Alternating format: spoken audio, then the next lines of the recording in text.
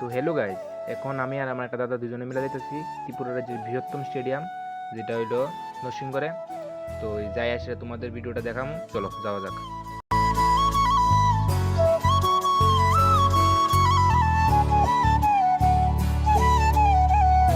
Hello guys, welcome to my new video.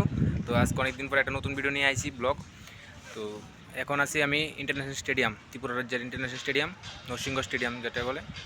তো first আইসি আজকে, তোমাদের আজকে স্টেডিয়ামটা দেখামো পুরোটা। এখনও কাজ চলছে, ডেলি কাজ চলছে, 2028-29-এর মধ্যে কমপ্লিট হয়ে যাবে। তোমাদের দেখাচ্ছি পুরো স্টেডিয়ামটা। আর একটা কথা, তোমরা যদি স্টেডিয়ামে যাও তাহলে প্রত্যেক রবিবারে যাইও, কারণ অন্যবারে যাইলে দোকানে, এখন শুধু রবিবারে যে বিক্রেতা যাচ্ছে যে পারমিশন দেয়। এখানে শুনছি আইপিএলও খেলা হবে, তারপরে টি-20 ওয়ার্ল্ড কাপ খেলা হবে, সব খেলা হবে এখানে, test match, ODI world cup. Tripura রাজ্যের মানুষের জন্য ভালো হয়েছে, এখন আর অন্য রাজ্যে গিয়ে আইপিএল দেখতে হবে না, ত্রিপুরা রাজ্য থেকে আইপিএল দেখতে পারবে।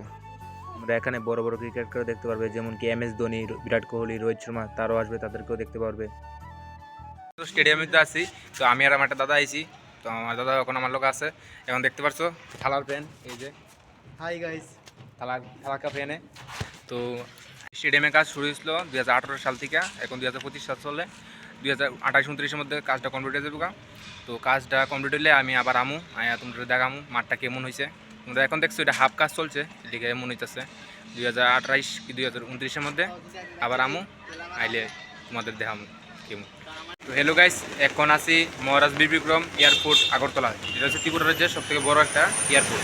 নরসিংগড় থেকে বাইরে আইসি, আর নামছে বৃষ্টি নাম মনে হয়, এখন দাঁড়ো রয়েছে শেখগড়ের মতো আছে, এটা নাম নিচ্ছে। আর সামনে হয়েছে এয়ারপোর্ট। আমাদের এয়ারপোর্টে একটা ভিডিও ক্লিপটা লই তোমরা দেখো।